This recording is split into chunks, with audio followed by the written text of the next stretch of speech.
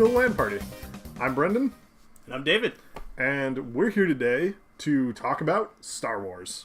It's a big topic recently. It's a big topic. It's probably a bigger topic than we can do with two men, but we're going to try and do it with two men because the rigors of scheduling this podcast are getting ahead of us. Yeah.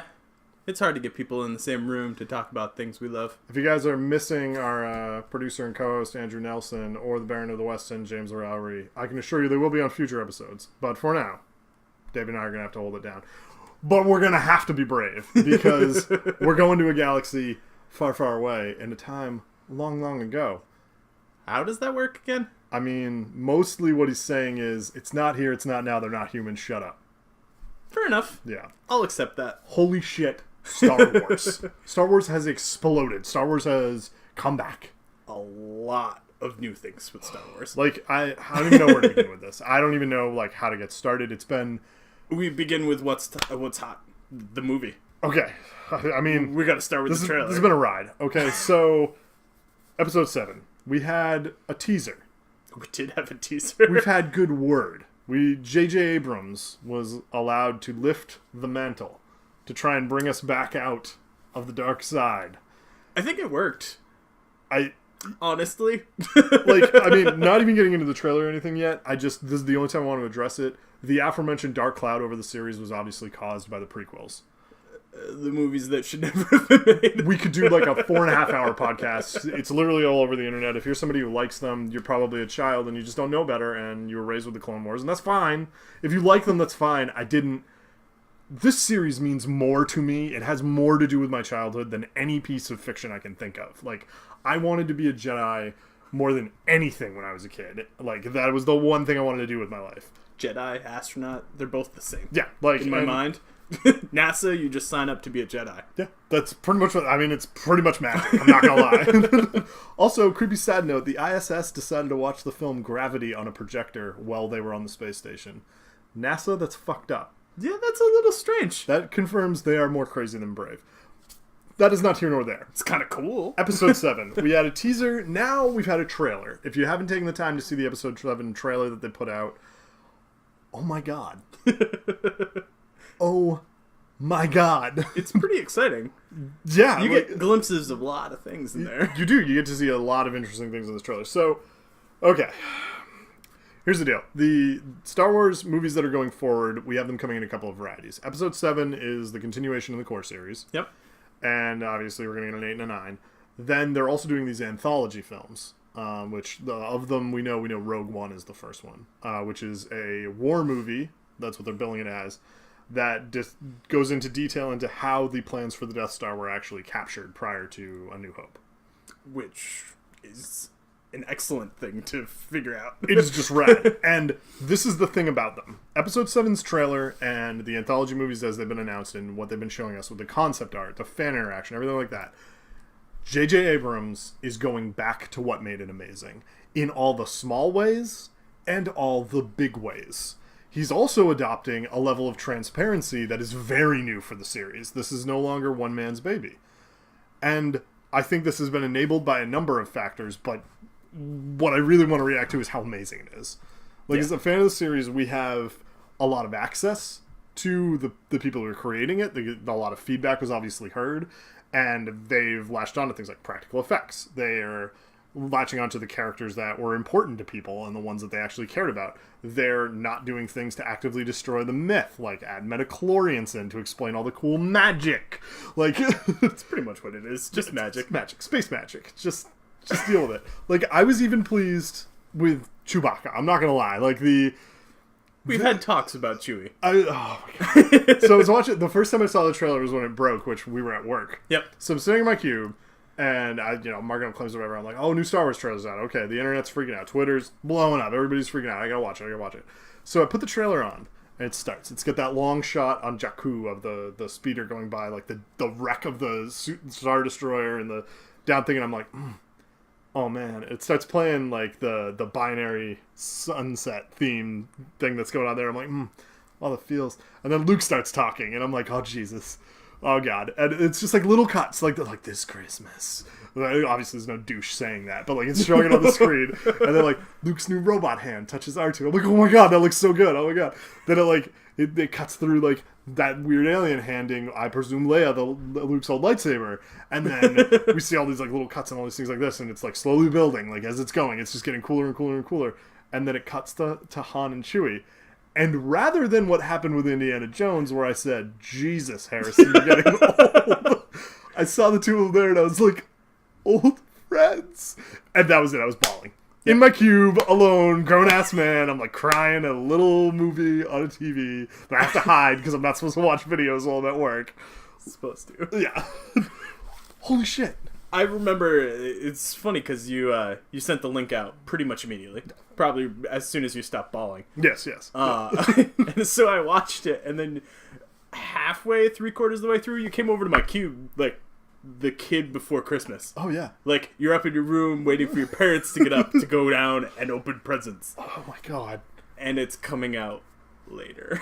Oh, yeah. You have to wait for it. I gotta wait till Christmas. But you're so excited. And, like, just to be excited about the series again, I mean, I don't know half of what you know. I probably know a quarter of what you know. You have an extensive encyclopedic knowledge. I do. I'm good with lore to begin with, but Star Wars was that thing that that was where it began. That was where that obsession began. I was obsessed with the extended universe and all the books and the movies and everything. I knew every alien in every scene. I read a bunch of the books, and I loved the first 3 movies. Like, watched them over and over again. Yeah. But the simple fact that I'm excited for Star Wars again is something new. And like you said, it's transparent. They're giving us a lot more than they would normally. Well, and two, like, what they're doing is like with an access that you can see the influence the fans have had on the series. Like, this is being shepherded by people who grew up like we did. These are people who are around our age. They're like coming out of our generation or the one immediately before it, who that was their childhood film. And they watched it get butchered. And they said, no, we can do better. Please, let us do better. And now you're seeing the rewards of that. I think 2 big nods are going to be handed out right off the bat. 2 things that I think are the 2 largest factors in the success is, 1, Disney taking over the property. Yeah. Say what you will about the 90s sequel-orama Disney pulled with their main IPs. They do not ruin what they have. They are amazing shepherds of intellectual property. If you've ever been to Disney World, you don't need me to explain to you how good they are at this, in holding on to the magical parts of it, to identify what it is people love about a thing, and managing to keep that sustained for as long as possible.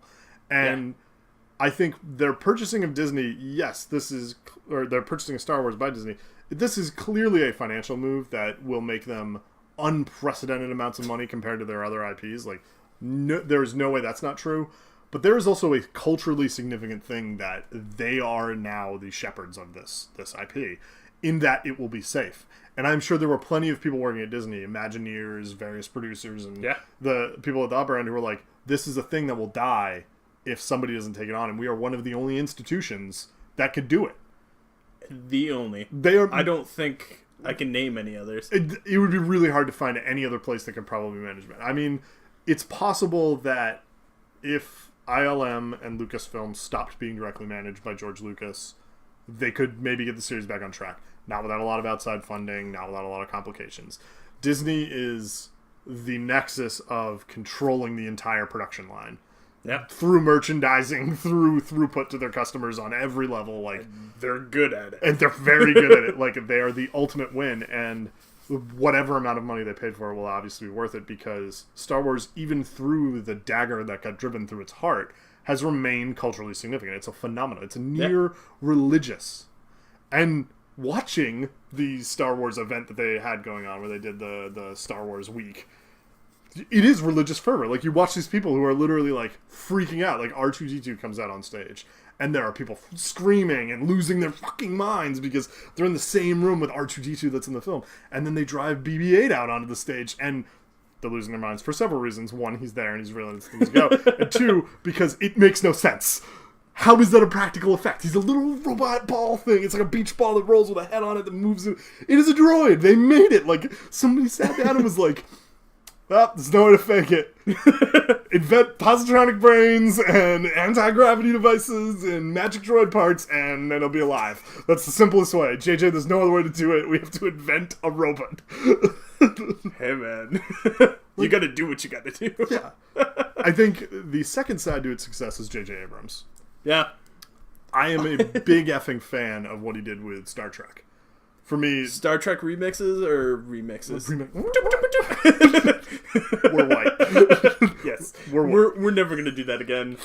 We're sorry. I'm glad that's on video. No, but yeah, the Star Wars, or the Star Trek reboots he did. Are amazing. Yeah. I mean, freaking... that was another series that, like, you watch the trailer and you're like, oh my god, they remade something from my childhood. Yeah, yeah. Half of you is, like, tentatively scared because you're gonna get your hopes up and then smash them on the ground. And the other part was like, and watching it, it's great. 100% delivered. Yeah. J.J. Abrams, you're the man. And he showed the care with it and everything like that, but now, like, with Star Wars, with the way he's been managing it, it's so apparent that, like, he's considering himself a custodian of this content. He's considering himself as setting the tone for how it's going to be produced now. And he's been very careful. They've controlled leaks.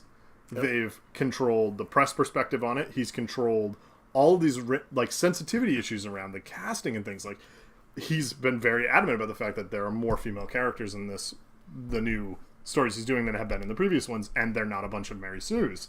Like, we're going to have actors who can act, and it's going to be about a story and not about some completely amorphous thing nobody understands, like a trade dispute. Like, I don't know what you're talking about. I understood every trade dispute I've ever encountered. Oh my god. It's like, I don't know. What are the Jedi Knights for? They fight the Sith and all these. No, they go and they break trade blockades on backwater planets for a Senate. And we made it's a movie about politics, man. Yeah, it's always about that was politics. what the first Star Wars was totally about, and why I loved it as a kid. I used to sit down and I'd play with my X-Wing and my speeder bike until I had parked them neatly in where they would then meet for senatorial debate. You actually have valets for them? Oh, fuck. But no, so, like, it's blowing me away. And the other thing that's crazy about the zeitgeist is it has again reignited the product based for Star Wars, not just in merchandising, but it's inspired creatives to build a bunch of stuff around it. There are a few things in particular that are coming up with Star Wars that are very impressive, but a couple of them are actually directly in our wheelhouse as gamers. The biggest, first and foremost, is the rebuild of Battlefront. Yeah, Star Wars Battlefront. DICE is taking it over with, love it or hate it, the flagship studio for Battlefield. And they are determined to show us how authentic they wanted to make this game, to the point that, like, they scanned actual props from the original movies and they make all these film reels all the time. They're like, this is how we're making the game. They haven't really shown us the game yet, but they're really cool screenshots. Yeah, and they get that bullshot reel that they showed of the Endor battle that legitimately looked amazing.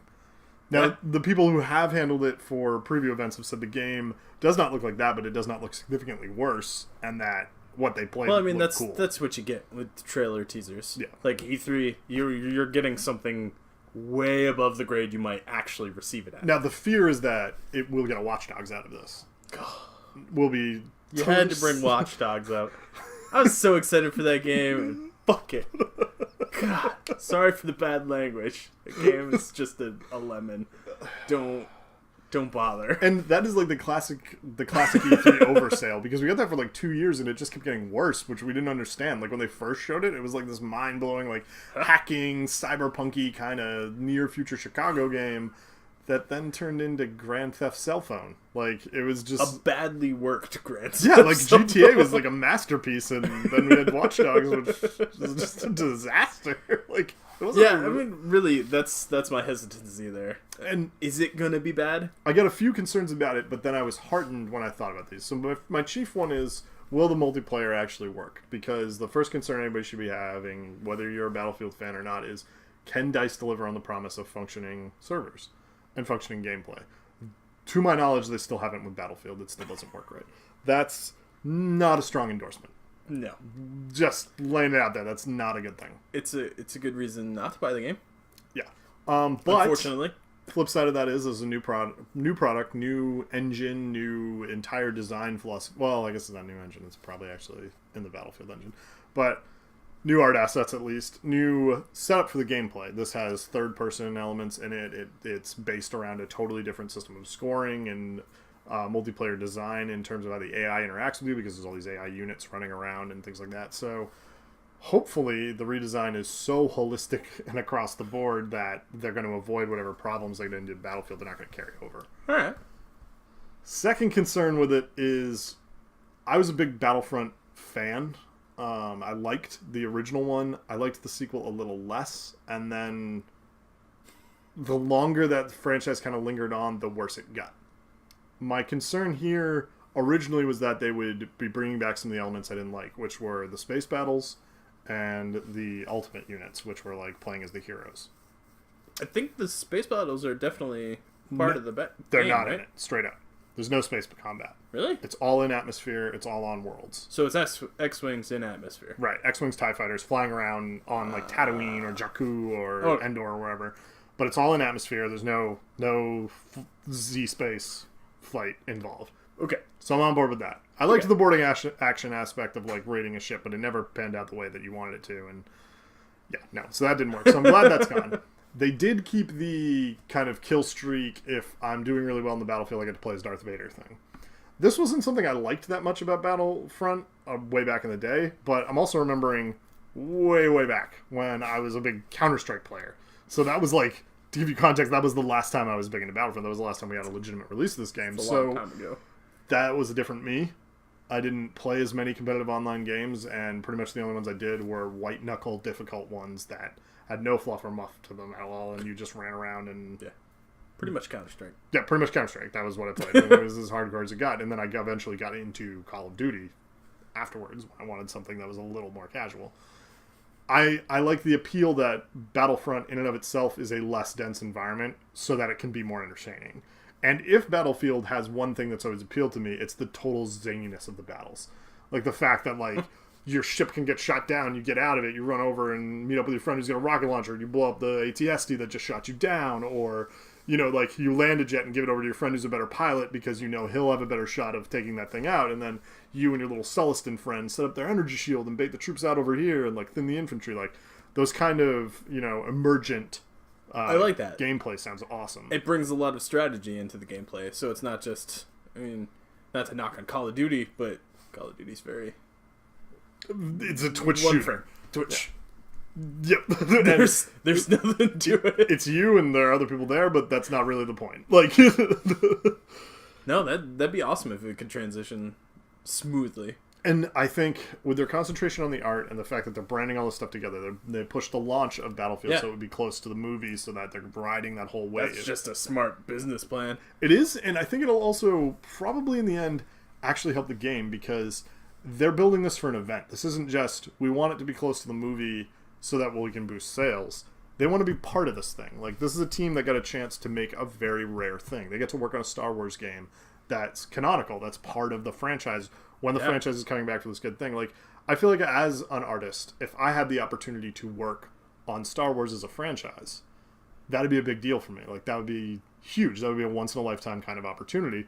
So I feel like if there's going to be a moment where you're going to pull out all of your best work, you're going to do it for this. That's a good point.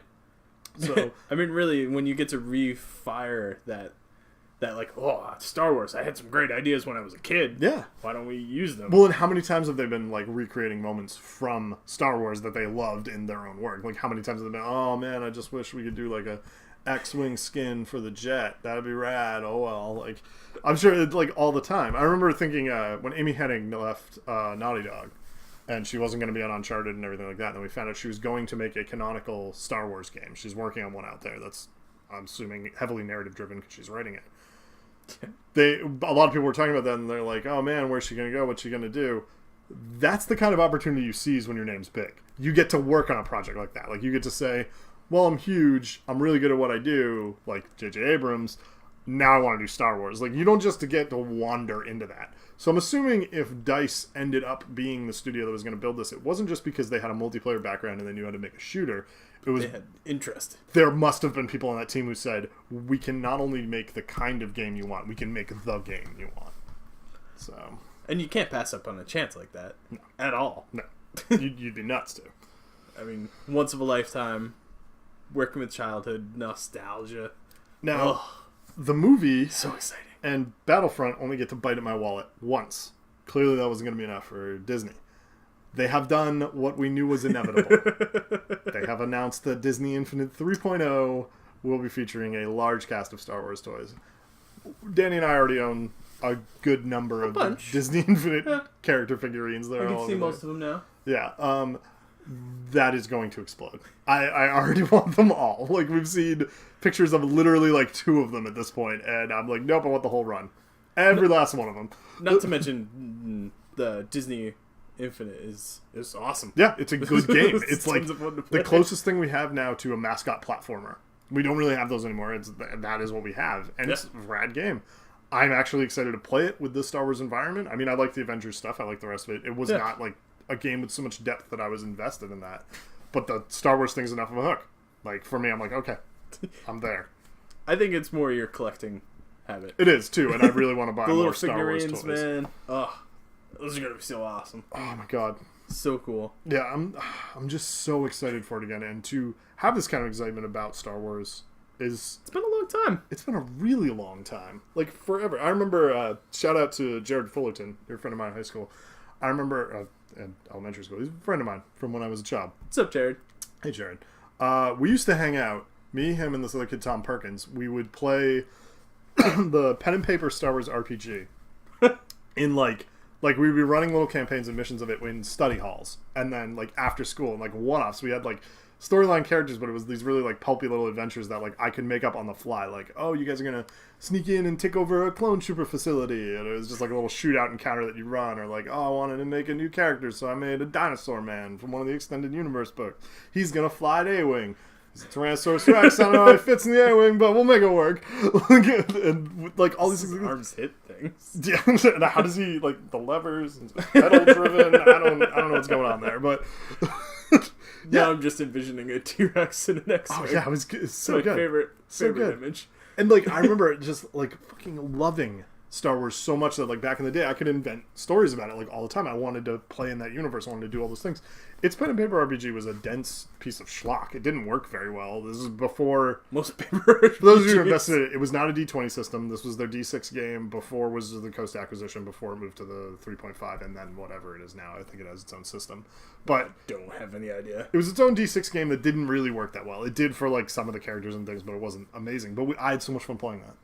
And I was so invested in it. And I used to, I get every Star Wars game that came out. I remember when I was even younger, my buddy Dave West, when I was like a little kid, he was the first person I knew on an N64. And he had Shadows of the Empire.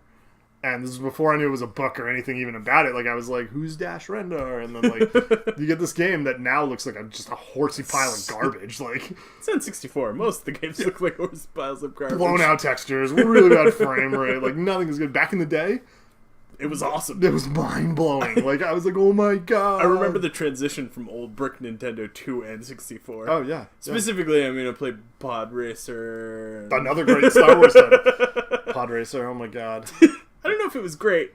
It was entertaining. There's some Steve revisionist history about that game. I had a lot of fun playing Pod Racer. Yeah. Not a good game.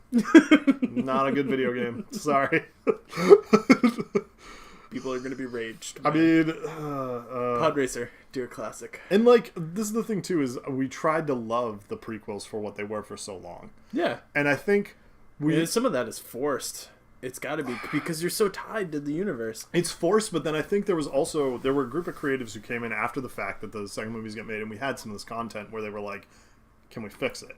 Like, maybe we can lift some of this out of the muck. Like, the Clone Wars cartoon show, I think, is a great example. Yeah. It's a beautiful show artistically. It has really interesting storylines. I didn't really give it a chance until you had mentioned, go watch this. Yeah. If you haven't watched it, go watch it. It's good. Yeah. And it's set in the the prequel era, the Clone Wars era. It's using Anakin and Obi-Wan and General Grievous and all these characters who we like kind of hated. but there are people who did interesting things with them to make it feel more like Star Wars. And the show makes a pointed effort to get away from all the crap that ruined it. Like, Metachlorians come up maybe in 2 episodes of it, and then they're like, we're just going to pretend that's not there anymore. We'll bury this under 6 pounds of rubble. Yeah, and like, there were a lot of people who came in to try to do that. I know one of the casualties we had in the long winter with Star Wars was Star Wars 1313, which was probably one of my most anticipated games at one point. Did you know anything about this? Nope. They were making a game about Boba Fett's origin. Now, we do know, according to the canonical universe, Boba, of course, is a clone of Jango Fett that he made that was somehow special or different from the other clones in that it ages at a normal rate and can learn and won't be a clone. They never really explained that. Ruined Boba Fett, basically. Like, before, he was a mysterious Dark Horse character that we didn't know anything about. He was really cool, and now he's a fucking clone. But anyway, 1313 was the origin story of how he became a bounty hunter, or supposedly it was going to be, and it took place on Coruscant on plate 1313. Okay. So it was like, you're going down levels. If you don't know what Coruscant is, get off the podcast.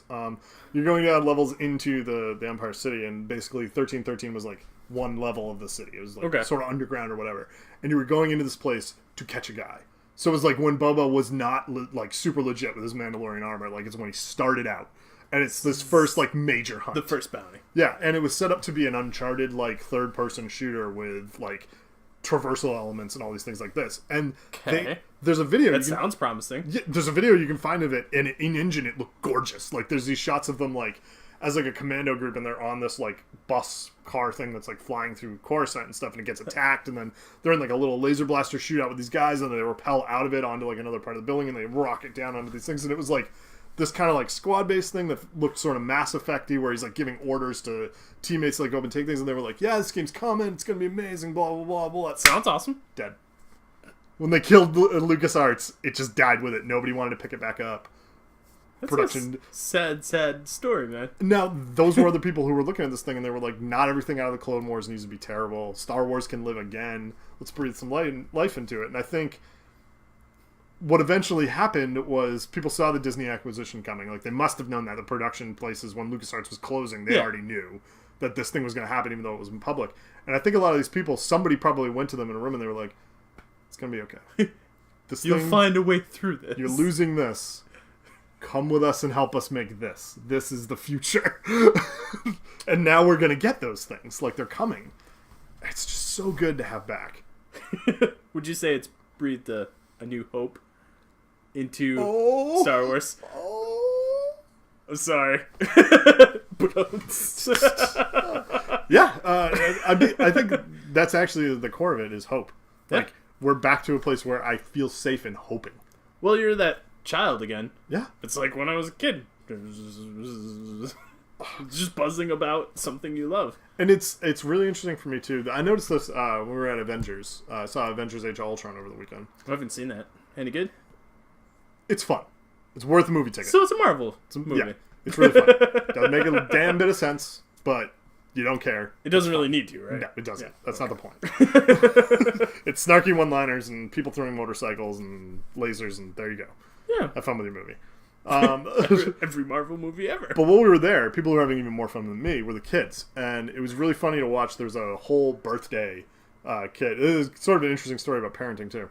There were like 8 kids here for this one kid's birthday. They even like paid to have that thing where they show like a baby picture of him on the screen. They're like, it's Ethan's birthday. And so we're all like clapping and cheering for the kid. Thanks, Mom. Yeah, the kid's embarrassed as shit. His friends are all looking at him like, but so they did that. Do that if I were kids. Embarrass the crap out of them. It's great.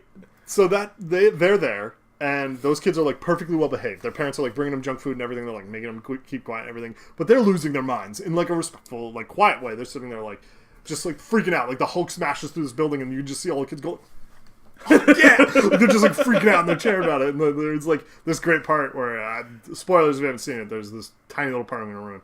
Captain America is like, they're watching all these troopers come towards him and Thor. The captain's like, it's like they're lining up. And he holds out his shield, and then Thor whacks it with Mjolnir. And this shockwave goes out and like knocks them all over. All of these kids are like, wah! Like fists in the air, freaking out about it. So, whatever. So watching them react to it like that.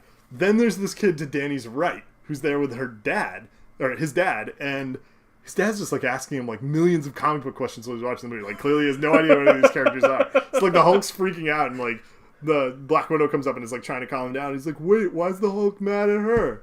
I don't get what's going on. And his kid's just getting like more mad. It's like, Dad, it's Black Widow. Seriously, Dad. Just gotta calm him down. They're in love. You don't know anything, Dad. Shut up. It's like the whole movie was like this. Like his dad kept, he's like, be like, why is Ultron a robot? Who made him? Did you just see what happened? Tony Stark made him. My God. But yeah. So like these kids who were super into it. I remember this the last time I was in Disney too. They had the kids who did the Jedi training and everything. Like this is like real for those kids still, right? Like this is totally into it for them. It's an event. It is going to be amazing to watch these kids lose their freaking minds at these movies. And watch the parents also lose their Right. minds. Because, like, yeah. plenty of those parents are my age. They're going to be right there with their kids. And it's rare that we have a cultural event like that. Like, sports, sort of. Yeah. Like, I mean, some kids, yeah. Every once in a while. There's some families who are, like, just way into it. Like, I'm assuming this last Super Bowl, there was a lot of reconciliation in the state of Massachusetts. Families made whole again over the joy of our win. But, like, I mean, that's basically it. Like, we have, like, major sporting events, things like the World Cup and the Super Bowl and stuff like that. And then maybe, I can't even think of anything else on the same scale that unifies, like, generationally, they are that into it. Well, I mean, it's also cool because the next generation of Star Wars crazy nerds is going to happen this year. Yeah, they're all going to get this stuff. And they're going to be able to share it with the parents who also went through that. Yeah, they're going to look in a toy box someday and see their Disney Infinite figures. That game won't work anymore, but they're going to remember those things and they'll be the toys and everything. Game's not going to work way before then, but yeah, whatever. For what it's worth, the Toys on Pedestal franchise of games I thought would be much more flash in the pan than it is. Skylanders and It's Disney stayed around for a while. It's got way bigger legs than I thought it would. Amiibo is ironically the sad sack loser in this, in that those toys are the least fun and just like the stupidest of the bunch. And I think somehow there's something I find about that that's hilarious. Like the more this goes on and these toy things become more popular, like you go into the store and Disney Infinity is literally surrounding you. Like there's 4 aisles of toys and then you go over and it's like, we got a Yoshi. Yo, brah. Nintendo, Yoshi. you fucking suck at this. You have great IP. You should be able to get this right. What's going on? You know, why are they even selling Skylander 1? Nobody knows. We should just make a conglomeration. Or just put all of them together. That'd be rad if they all worked on one thing. That would be awesome. They just conspire and they're like, look, we'll make all the money off the toys, not the proprietary pedestal. Yeah, that's not going to happen. No. Well, Why would it's weird that they didn't do that with like tablets. You'd figure somebody would make software that could read it or something with like a QR code or something. Maybe that will happen eventually. If you steal the idea, at least credit him. Yeah, do that. I'm okay. No, I mean, I didn't really just earn the money. You're making all the toys and We're figuring out how to helping sell the it. community. Stick a QR code on the bottom, scan it with an iPad. Boom, millions. So, I think that's like one of the parts of this that is exciting for me is that it's another cultural event. Yeah. And I was talking with Danny about this a little bit too, that like we don't have a lot of these things anymore that we get so invested in that as like a people we talk about and explain to one another. The only other thing that I can think about in media right now that's like this is Game of Thrones, where it's deep enough and there's enough happening in it that like there's whole podcasts and shows. It's a David sick fuck idea. We're gonna go into this for a minute. Explain what you think they should do with a trailer. All right. So, you know, you're hyped up for the new Star Wars movie. Imagine it. You got your popcorn, got your drink. You're sitting there like a kid in Christmas. And the Reigns of Castamere just starts playing as trailer 1. And essentially, they just start showing Star Wars characters in Game of Thrones. So, like, tragic Shakespearean Star Wars deaths. The thing wasn't that heavy-handed, though. Like, it's just playing the Reigns of Castamere where it's, like, coming this Christmas. And it's playing there for, like, 3 minutes, and then at the end of it is just this shot of, like, Chewie, like... Just murders on. They don't even like show us like what happened. You just see him like reacting to it upset, and that's it. Oh, that would be even better. Reigns of Castamere, 7 seconds of Chewie just. Oh, God. The Reigns of Kashyyyk. I love it. We're marketing. Yeah. But like that's the thing is like Game of Thrones is one of the only things that I can think of that like people are it's like got that across same the board. kind of hype. And it's everyone. It's everyone in different walks of life are all into that one piece of media that's going on. You don't see that with a lot of things. And with something dense enough that it needs conversation to fully enjoy. Like, part of the fun of Game of Thrones is that everybody gets to interpret it. And there's stuff that they miss. There's stuff they don't catch. There's people who are watching it invested in different parts of it and very interested in different parts of the narrative and different parts of the world and all these things like this. It's got all that meat. Star Wars is something that is as deep. Also got a lot of meat. For what it's worth, Lord of the Rings didn't have that. You got something that just doesn't have the same kind of legs on it getting promoted as if it did, and you got 3 movies out of a book that's shorter than the first 2 chapters of The Lord of the Rings. I still liked them. Yeah, they're fun, but we like dragons and gold and dwarves and things. If they literally made a movie called Dragons, Golds, and Dwarves and Things, we would go see it. I'd probably own the movie franchise. Yeah, so like Dragons and Golds and Dwarves and Things. Us liking that movie. Actually, I'm going to incorporate ourselves as Dragons and Gold and Dwarves and Things. Look for the podcast next week titled Dragons, Gold, Dwarves, and Things. Yeah, I like it. I like that. It's kind of hard to say, though. Yeah, that's not as catchy. We'll figure it out. We'll get on that.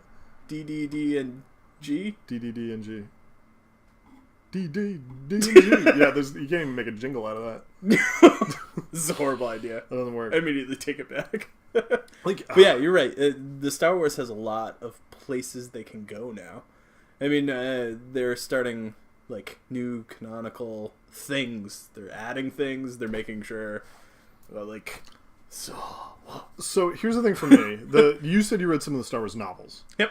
So I was big into a lot of them. I read the whole Grand Admiral Thrawn sequence. I really liked almost all the Timothy Zahn books, actually, in particular.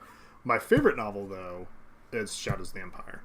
And the thing about it is it's R.A. Salvatore. I don't know if he wrote it under a different pen name, but it's him who wrote it.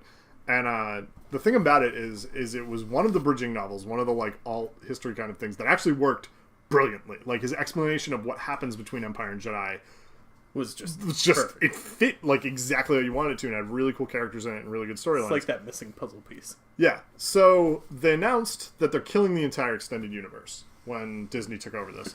Not because they don't want to use any of it, but they don't want to be beheld to any of it. So they've thrown the whole thing out for now. They're going to keep taking things back as they need them. Now we've seen them pull a few of these things back in. They've gone through this and they've been like, well, that worked a little well. We're going to here and this and that. So some of the Star Wars events, people have been like always identifying like. I think at one of them they caught an E-wing, which was one of the things from like the Timothy Zahn novels. Yeah. Like, it's way further on. They're like, oh, this thing's in here. It's back. Like they got it. They're keeping it. Oh, that's great. All these little things. Star Wars event. You could visit the bridge of the Outrider, Dash Rendar's ship, not a YT-2400 transport.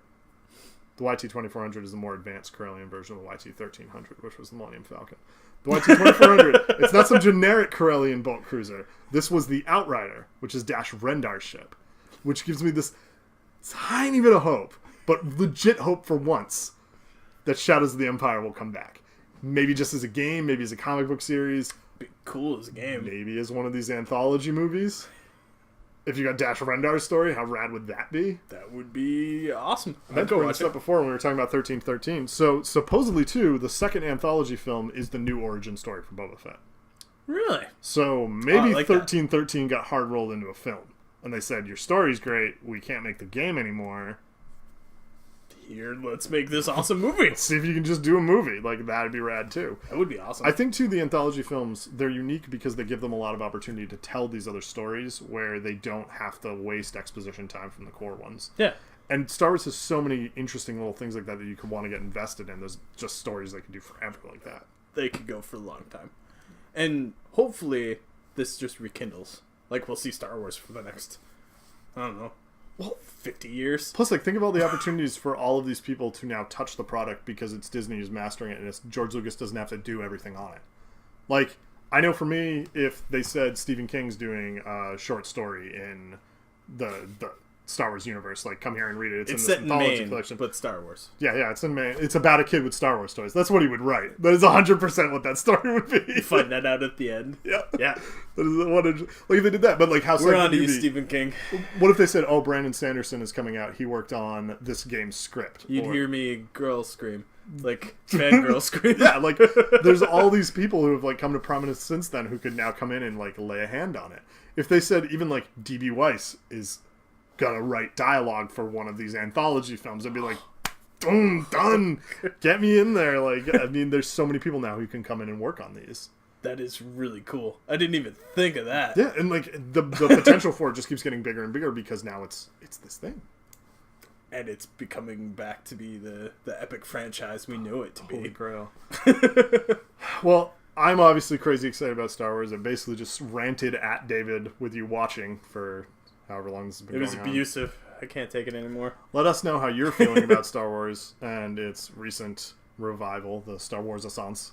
Star Wars Assance? Yeah, we'll call it that. We're just Assancing everything. It's actually bigger than the Reconnaissance, and that's hard to do. The Reconnaissance? Whoa. Man. What if Matthew McConaughey was in Boba Fett? He could play Boba Fett. That'd be... If that trailer ever came out, literally my mind would explode. If like he's walking out, he takes the helmet off. He's no good to me dead. Like, yeah, done. Yeah, don't do that. Matthew McConaughey should not play Boba Fett. Yo, could. Gerard Butler. Gerard Butler. Yeah. The Swayze of our time. The Swayze of our time. As established. Yeah, I can actually see him in that damn. one. Hashtag Gerard Butler Fett. Do it. Start that now. I don't have Twitter, so you're going to have to do it. We'll get on that. You can back us up. Let us know in the comments section what you're excited about with Star Wars. If you're into Battlefront or Disney Infinite, or if there's another game franchise you want to see coming back. For me, it's Rogue Squadron. I'm sure there's a million other games out there that people want back. Cool. Do let us know, and look forward to more casts from the LAN party, hopefully with video from now on. Yeah. It's kind of fun seeing faces with voices. Us. You get to look at all of this. Jon Snow! No! That's on the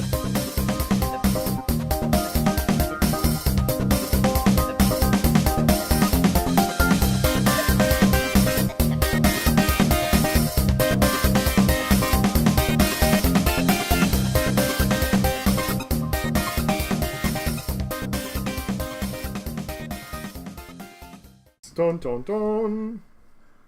Bum, bum, bum, bum, bum, bum. Wrong damn thing. This is the wrong mythos, the wrong lore, the wrong movie. In a medieval society, far, far away. Episode 7 just starts with Luke being murdered.